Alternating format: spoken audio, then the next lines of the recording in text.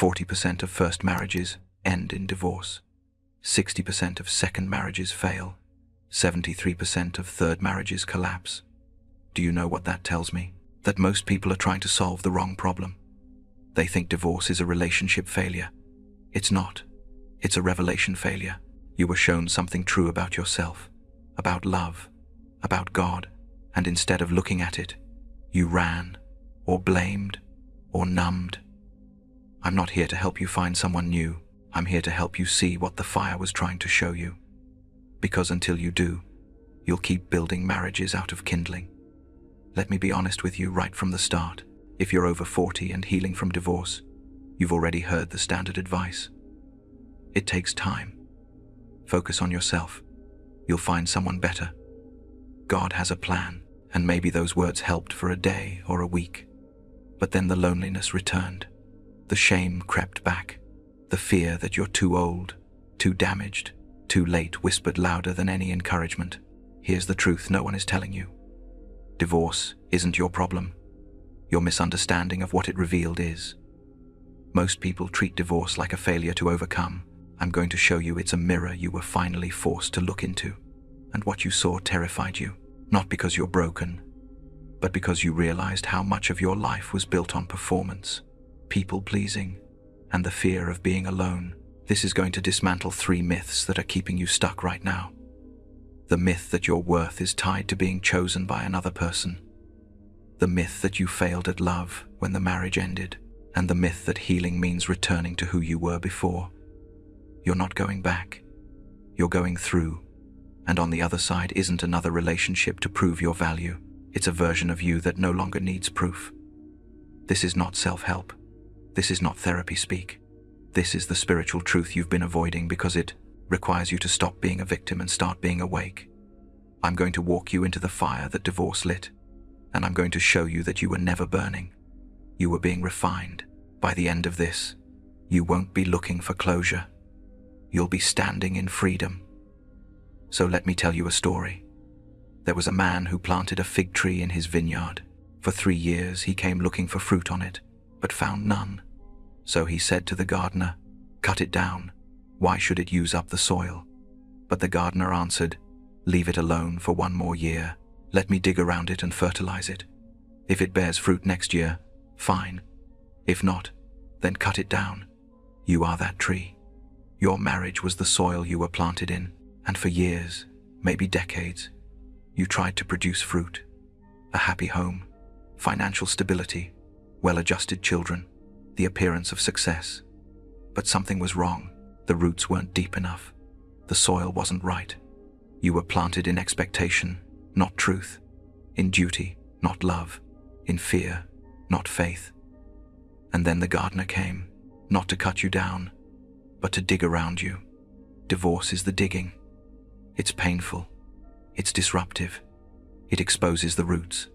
It reveals what's been hidden under the surface, the compromises you made, the voice you silenced, the version of yourself you abandoned to keep the peace. But here's what most people miss. The digging isn't punishment. It's preparation. The gardener isn't trying to kill the tree. He's trying to save it. He's loosening the soil so the roots can go deeper. He's adding what's been missing so that finally, for the first time, you can bear fruit that's actually yours. You think divorce means you failed to produce. I'm telling you, you were never planted in the right place to begin with. And now, finally, you're being given the chance to grow where truth lives. Let me give you another picture. I once sat across from the temple treasury and watched people give. The rich threw in large amounts, gold coins that clanged loudly, making sure everyone heard their generosity. Then a widow came. She was hunched, quiet, invisible to most. She dropped in 2 small copper coins, worth almost nothing, but I called my disciples over and said, "This woman has given more than all of them. They gave out of their wealth. She gave everything she had to live on. Listen closely. Your marriage took everything from you. Not because your ex was cruel, though maybe they were. Not because you weren't enough, though you've believed that lie. It took everything because you gave everything. You poured yourself out trying to make it work, trying to be enough, trying to keep love alive by sheer force of will. And when it ended, You felt like that widow, empty, exposed, humiliated. You gave everything, and it still wasn't enough. But here's the truth I'm revealing to you now. What looks like total loss to the world is total offering to me. You didn't fail. You gave. You loved with everything you had. And just like that widow, your offering was seen. It was honored. It was recorded. The problem was never your love. The problem was that you were giving it to something that couldn't hold it. You were pouring living water into a cracked cistern, and instead of blaming the water, you blamed yourself. Divorce didn't prove you don't know how to love. It proved you were finally willing to stop pretending, to stop performing, to stop giving to something that could never give back. That's not failure. That's courage. So if the digging is preparation, and the giving was seen, then what is the fruit you're supposed to bear now? What does healing actually look like when you're over 40 and starting again? Let me tell you the first thing you need to understand. You were never meant to complete another person. The world told you that marriage is about finding your other half, that you're incomplete without a partner, that love is two halves making a whole. I never taught that. I said, the kingdom of God is within you. I said, seek first the kingdom. I said, you are the light of the world, not you and someone else. Not you once you're married. You, singular, whole, complete. The crisis of divorce isn't that you lost your other half. It's that you finally have to confront the lie that you were ever missing one. Here's what happened. You entered marriage incomplete, not because you weren't whole, but because you didn't know you were whole. So you used the relationship to fill the gap. You made your spouse responsible for your worth, your peace, your identity, and when they couldn't carry that weight, because no human can, the marriage collapsed. But the collapse wasn't the tragedy. The tragedy was the years you spent believing you needed someone else to make you real. You don't. You are already seen, already known, already loved by the only one whose opinion creates reality. My love for you doesn't fluctuate based on your relationship status. It doesn't increase when you're married and decrease when you're divorced. It simply is. Unchanging, eternal, complete. So the first lesson is this. Stop looking for someone to complete you and start remembering you were never incomplete. Divorce is painful because it forces you to feel the emptiness you've been avoiding. But that emptiness isn't proof that you need another person. It's proof that you've been trying to fill a God-shaped space with human love, and it will never fit. Think about it like this. Imagine you have a lock and you're trying to open it. You have a key, but it's the wrong key. So you force it. You jiggle it. You twist it harder. You blame the lock. You blame yourself. You wonder why it won't work. And after years of trying, the key breaks. The lock stays closed, and you sit there feeling like a failure. But what if the problem was never you or the lock? What if you were just using the wrong key the entire time? Human love, no matter how sincere, cannot unlock the door to your worth. Only divine love can do that, and that love has been available to you your entire life. You just kept trying to use someone else instead. So here's what I want you to do right now. Stop trying to figure out what went wrong in the marriage. Stop replaying every fight, every betrayal, every moment of disconnection. That's not where the answer is. The answer is in recognizing that you were asking the wrong person to be God for you, and they failed. Not because they were terrible, but because they were human. You can stop blaming them now, and you can stop blaming yourself. The whole foundation was flawed, and now you get to rebuild on something solid. On truth. On the reality that you are complete, whole, and deeply loved, exactly as you are, right now, without anyone else's validation. But let me move to the second lesson, because this one is going to set you free if you let it. Forgiveness isn't about them, it's about you. You're carrying something heavy. Maybe it's rage, maybe it's bitterness, maybe it's a detailed list of every way they hurt you, betrayed you, misunderstood you, and you think that holding on to it is how you protect yourself, how you prove you weren't wrong, how you make sure they don't get away with it. But let me ask you, how's that working? Every night you replay the arguments, every morning you wake up still angry. Every time you see their name or hear their voice, your body tenses. You think you're holding them accountable, but really, you're holding yourself hostage. Forgiveness doesn't mean they were right. It doesn't mean you excuse what happened.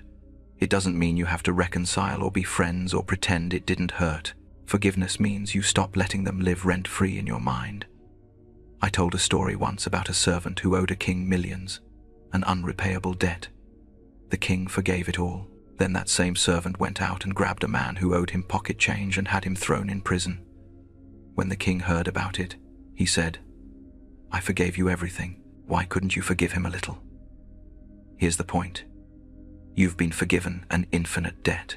Every selfish choice, every hidden sin, every way you've failed yourself and others, wiped clean.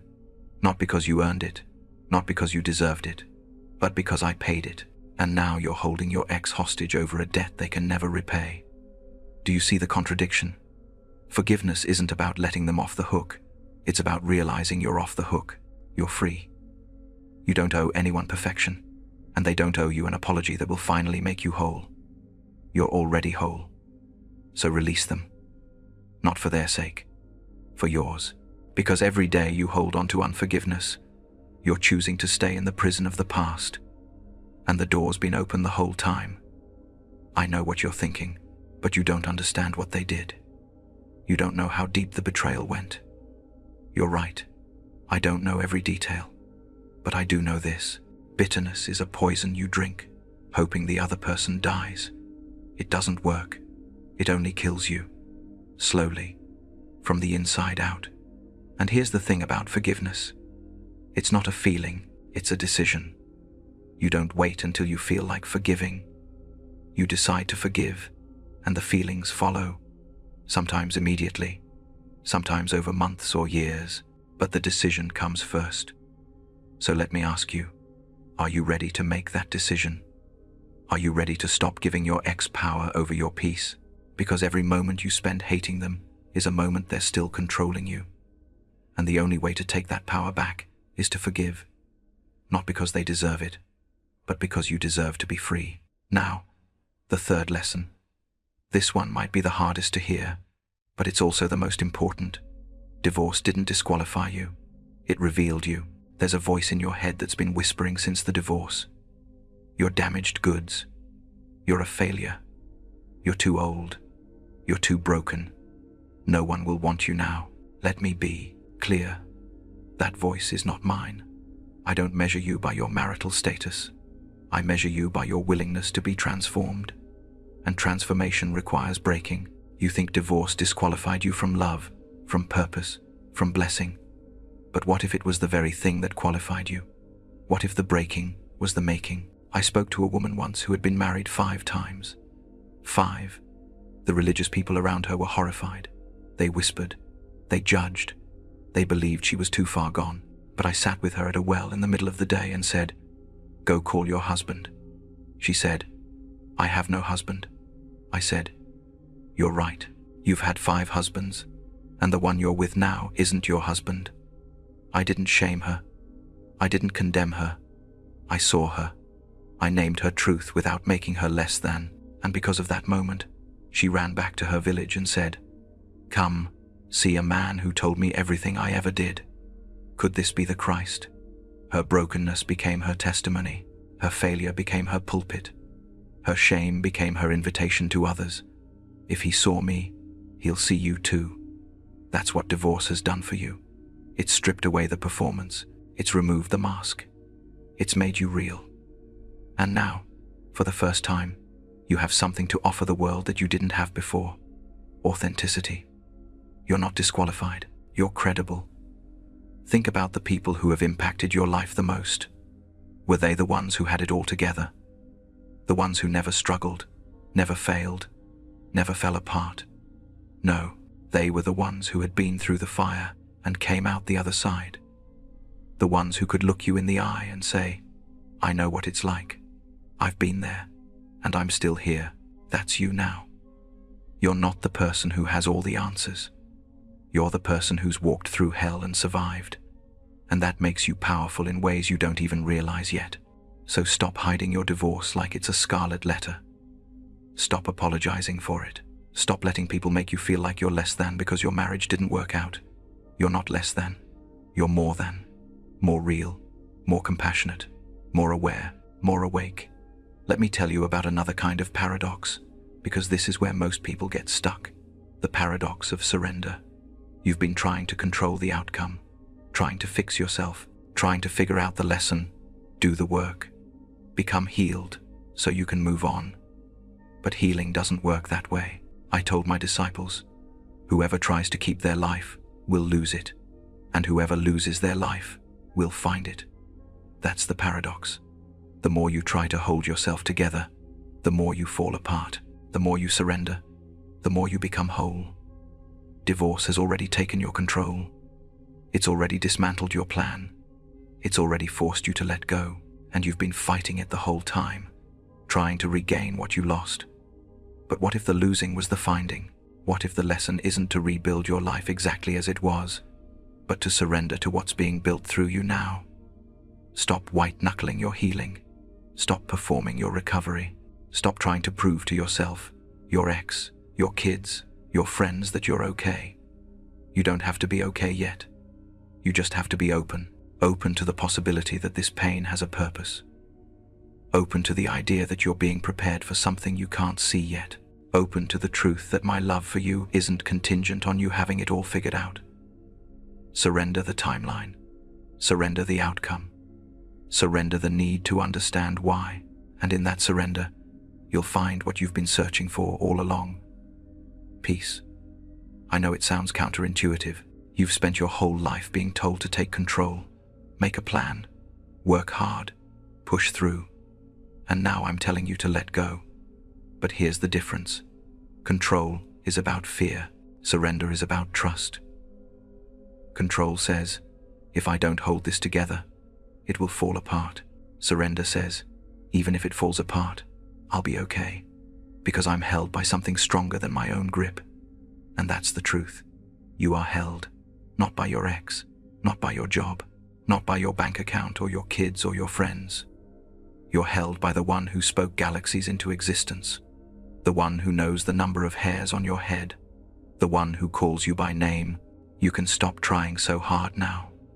You can rest, not because the work is done, but because the work was never yours to begin with. You just have to show up, be present, be willing, and let me do the rest. Now here's the fifth lesson, and it's going to reframe everything. You are not starting over. You're starting true. The lie you've been believing is that divorce put you back at square one, that you're 40-something and single and starting over from scratch, that you wasted decades and now you're behind, but you're not starting over. You're starting true. Every year of that marriage taught you something. Every fight revealed a boundary you didn't know you needed. Every compromise showed you where you abandoned yourself.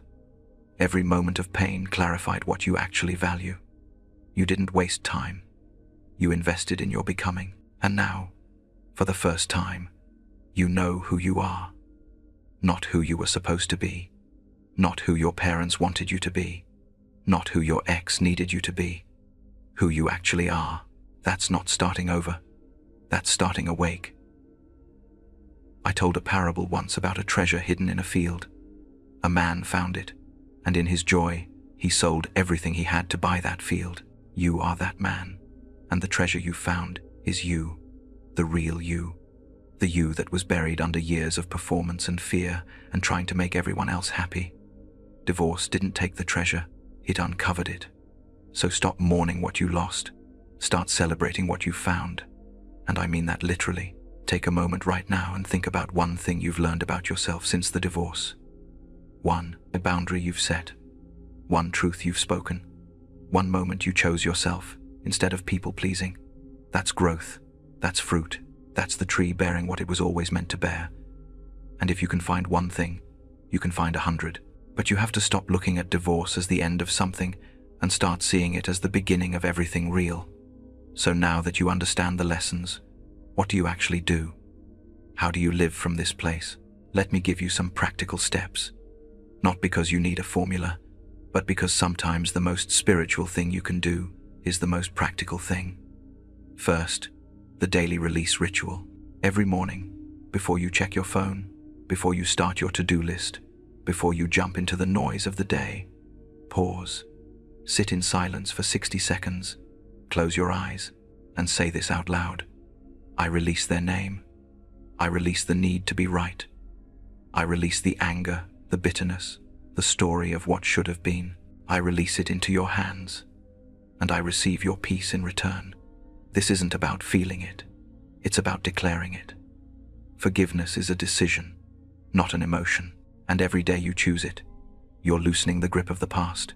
Do this for 30 days. You'll be shocked how much lighter you feel. Second, the mirror conversation.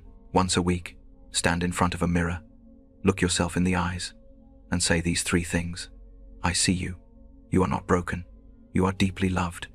This will feel ridiculous at first. You'll want to laugh or cry or look away. Do it anyway. You've spent years looking at yourself through someone else's eyes, your ex's eyes, your parents' eyes, society's eyes. It's time to see yourself through mine. And the only way to do that is to practice seeing yourself with compassion. Third, the gratitude reframe. Every night before bed, write down 3 things the divorce taught you.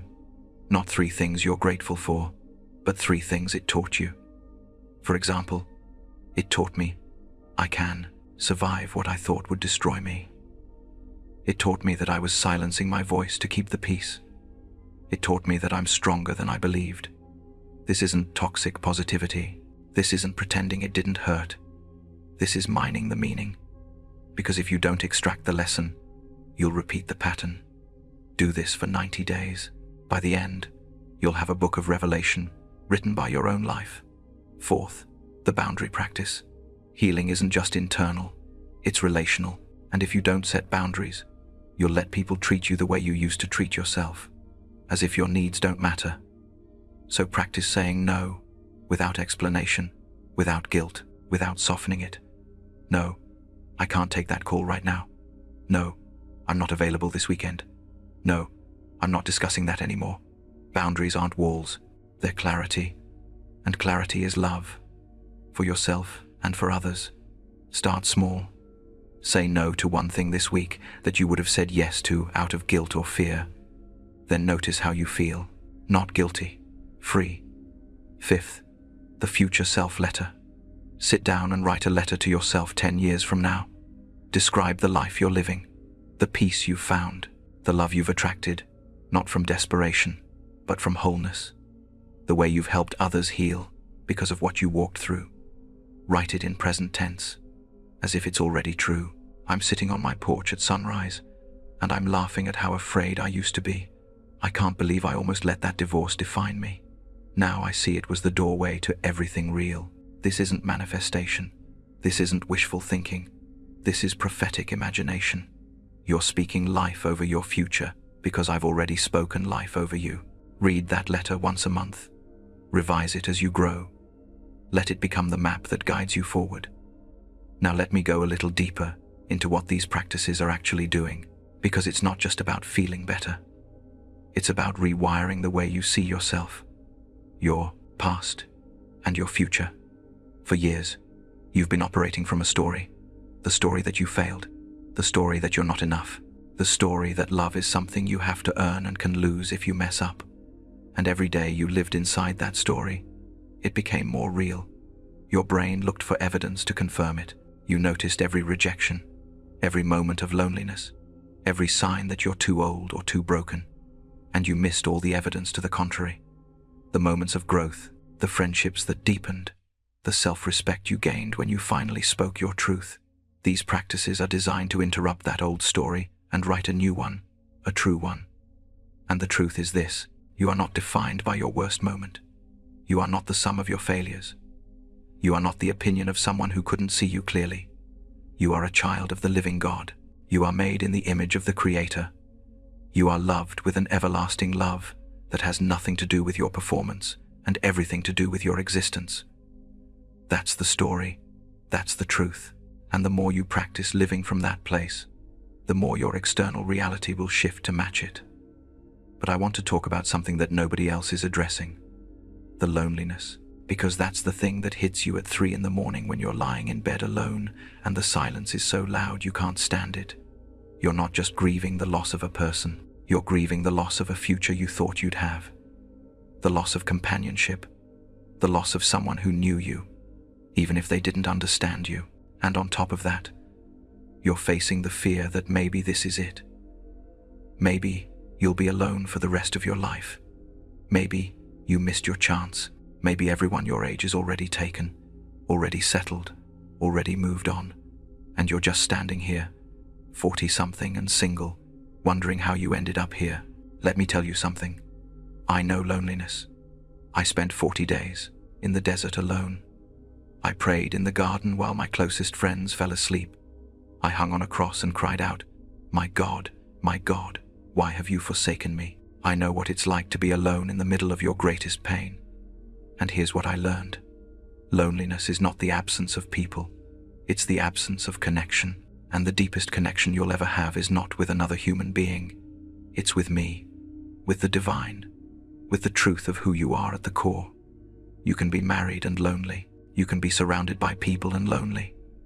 Because if you're not connected to yourself, if you're not connected to your purpose, if you're not connected to the love that holds the universe together, you'll feel empty, no matter who's in the room. So the real question isn't, how do I stop being lonely? The real question is, how do I connect? And the answer is simple. You stop running, you stop numbing, you stop filling the void with distractions and start sitting in the silence until you hear the still, small voice that's been there all along. That voice that says, I'm here, I've always been here. You're not alone. You never were. And when you finally hear that voice, when you finally feel that presence, the loneliness doesn't disappear, but it loses its power, because you realize you're not waiting for someone to complete you. You're already whole. Now let's talk about something else that's probably weighing on you. The fear of being too old. You look in the mirror and you see the lines around your eyes, the gray hair, the body that doesn't look the way it did in your 20s. And you think, who's going to want me now? Let me tell you a secret. The right person isn't looking for perfection. They're looking for truth. And you have more truth now than you've ever had. You have depth. You have wisdom. You have scars that tell a story. And that's beautiful. Youth is attractive because it's shiny and new. But maturity is magnetic because it's real. You're not trying to impress anyone anymore. You're not pretending to be something you're not. You're just you. And that's the most attractive thing in the world. But here's the thing. You're not even supposed to be focused on finding someone right now. That's the trap. You think the goal of healing is to be ready for the next relationship. It's not. The goal of healing is to be whole, to be free, to be at peace with yourself, whether someone shows up or not. Because if you go looking for love from a place of need, you'll attract need. If you go looking for love from a place of desperation, you'll attract desperation. But if you become whole, if you become grounded, if you become confident in who you are, you'll attract someone who's whole too. And that's when real love happens. Not the codependent, I need you to complete me kind of love, but the I choose you because I see you kind of love. And if that person never shows up, you're still whole, you're still valuable, you're still living a life of purpose and meaning, because your worth is not tied to your relationship status. It never was. Let me also address the financial piece, because I know that's a source of stress for a lot of you. Divorce is expensive. Lawyers, splitting assets, maybe alimony or child support, and now you're trying to rebuild on half the income you had before, or maybe less, and you're wondering how you're going to make it. Here's what I want you to know. I see you. I see the late nights you're working. I see the sacrifices you're making. I see the fear you carry about not having enough. And I'm telling you, you're going to be okay. Not because money is going to magically appear, but because you're more resourceful than you think. You're stronger than you think. And you're held by a God who promises to provide. Look at the birds of the air. They don't plant or harvest or store food in barns, and yet your heavenly Father feeds them. Are you not much more valuable than they are? That doesn't mean you sit back and do nothing. It means you do what you can with what you have, and you trust that it's enough. Cut where you need to cut. Ask for help when you need help, and stop feeling ashamed about not having it all together financially. You're rebuilding. That takes time. And the fact that you're still standing, still fighting, still showing up every day. That's success. That's faithfulness. That's enough.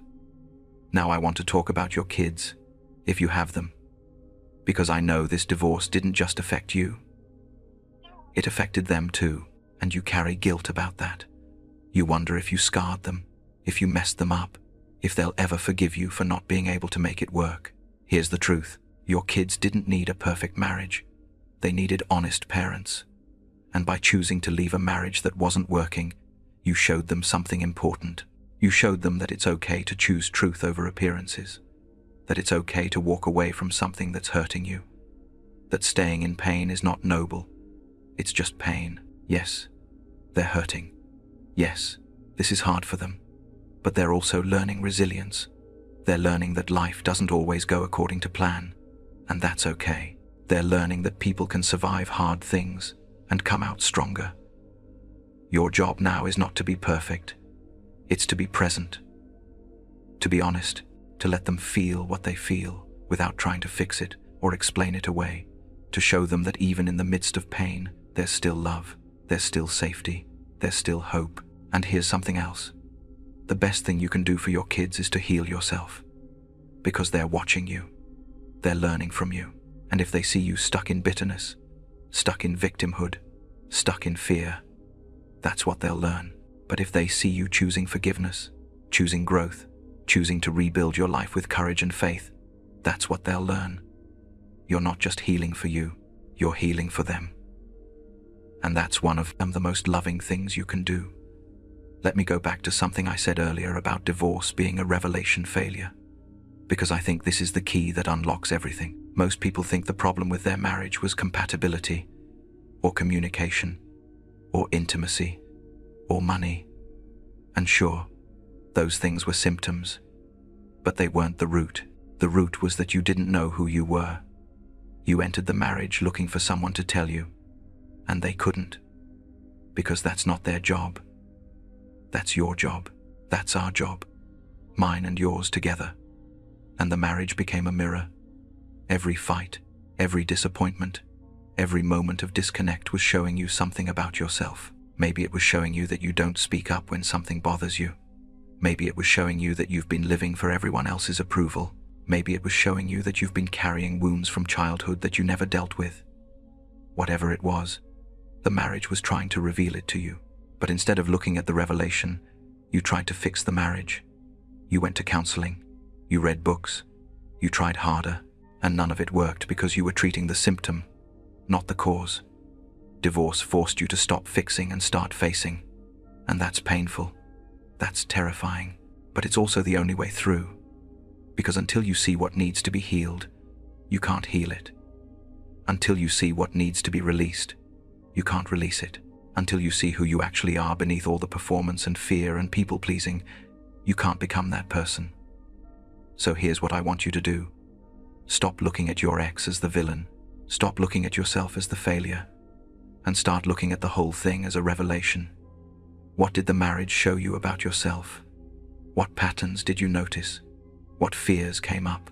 What needs went unmet? Write it down. Not to wallow in it, but to learn from it.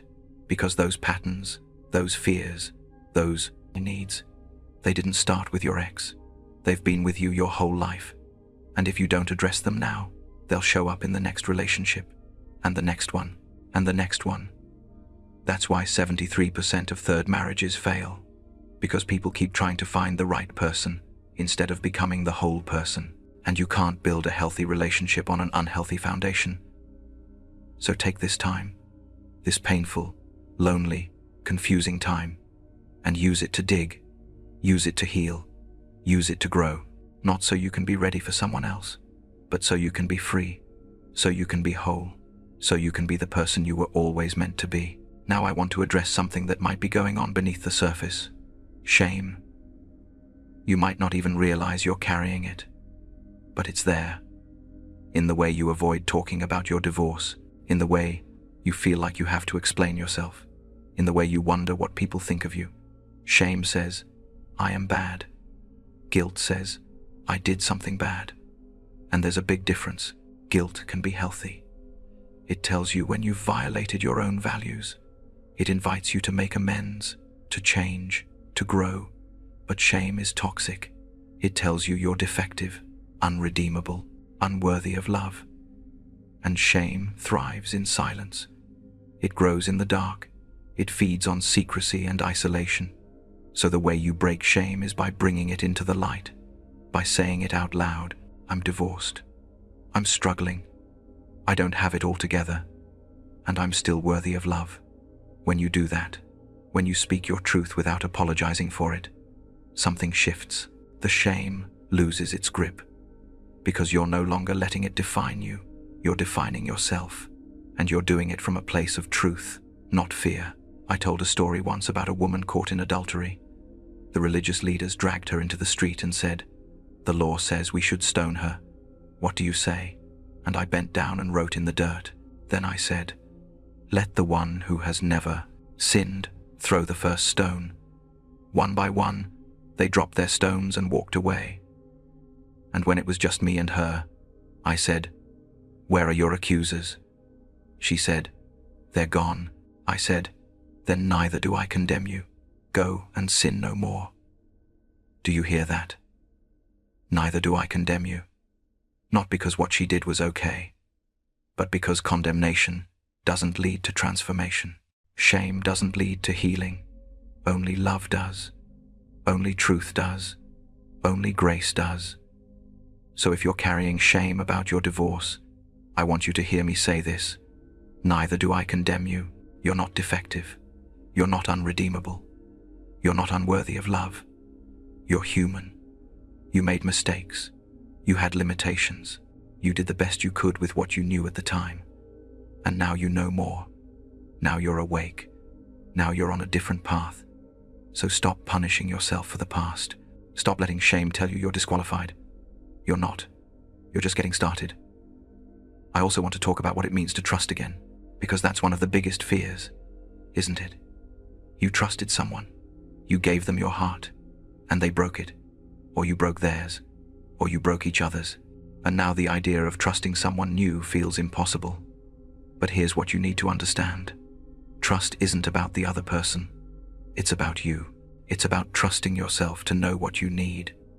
To speak up when something's wrong. To leave when it's time to leave. To honor your own boundaries. You didn't lose the ability to trust when your marriage ended. You lost trust in yourself. You wonder, how did I not see it? How did I miss the signs? How did I let it get so bad? And now you're afraid you'll make the same mistakes again. But you won't, because you're not the same person you were when you got married. You're awake now. You're aware now. You know what red flags look like. You know what your needs are. You know what you're willing to tolerate and what you're not. So trusting again doesn't mean being naive. It doesn't mean ignoring red flags or giving someone the benefit of the doubt when your gut is screaming at you to run. It means trusting yourself to navigate relationships from a place of wholeness, not need, from a place of clarity, not fear. And if someone breaks your trust again, you'll survive, because you've already survived the worst. You've already walked through fire, and you're still here, still standing, still willing to try. That's not weakness, that's courage, that's faith, and that's the kind of trust that builds something real. Let me tell you one more story, and then I'm going to start wrapping this up. There was a man who had 2 sons. The younger one said, "Give me my share of the inheritance now." So the father divided his property between them. The younger son took his share and left. He went to a distant country and wasted everything on wild living. When he had nothing left, a famine hit. He was starving. He took a job feeding pigs and was so hungry he would have eaten their food. And he thought, "My father's servants have more than enough to eat, and here I am dying of hunger. I'll go back and say, 'Father, I've sinned. I'm not worthy to be called your son. Just make me one of your servants.'" So he got up and went home. But while he was still a long way off, his father saw him and was filled with compassion. He ran to his son, threw his arms around him, and kissed him. The son said, "Father, I've sinned. I'm not worthy." But the father said to his servants, "Quick, bring the best robe and put it on him. Put a ring on his finger and sandals on his feet. Bring the fattened calf and kill it. Let's have a feast and celebrate. For this son of mine was dead and is alive again. He was lost and is found. Do you see what happened there? The son came home expecting judgment, expecting to grovel, expecting to be demoted to servant. But the father didn't wait for him to finish his apology. He ran to him. He embraced him. He restored him fully. Not because the son deserved it, but because he was loved. That's you. You've been living in a distant country, trying to fill yourself with things that don't satisfy, and you finally come to your senses. You're finally ready to come home, and you think you're going to have to beg, to grovel, to prove you're worthy. But I'm telling you, I'm already running toward you. I'm already throwing my arms around you. I'm already putting the robe on your shoulders and the ring on your finger, not because you've earned it, but because you're mine. And nothing, not even divorce, can change that. So stop thinking you have to clean yourself up before you come home. Stop thinking you have to have it all figured out. Stop thinking you have to prove you're worthy. You're already home. You always were. You just forgot for a while. And now you're remembering, and that's what this whole thing has been about. Divorce didn't take you away from me. It woke you up to how far you drifted. And now you're coming back. Not to religion, not to rules, not to performance, but to love, to truth, to the reality that you are mine and I am yours, and nothing can separate us. So, here we are. We've been together for a while now, and if you've made it this far, you already know something has shifted. Not because I gave you a formula, not because I fixed you, but because you finally heard the truth you've been running from. You are not broken. You are being refined. Divorce didn't disqualify you. It revealed you. It didn't end your story. It turned the page. It didn't take your future. It cleared the path. And now you get to choose. Will you spend the next decade mourning what you lost, or building what's true? Let me leave you with this, not as a suggestion, but as a declaration from the one who knows you better than you know yourself. You are seen, you are known, you are loved. Not because you got it right, not because you held it together, but because you are mine, and nothing, no divorce, no failure, no mistake, can change that. Say it with me. I am not broken. I am becoming. Say it again. I am not broken. I am becoming. That's your mantra now, not someday. Today, if this resonated, I need you to do something. Don't just watch and disappear. Leave a comment. Tell me where you are in your healing. Tell me which lesson hit hardest. Tell me what you're going to practice first. Because your story matters. And someone else in this comment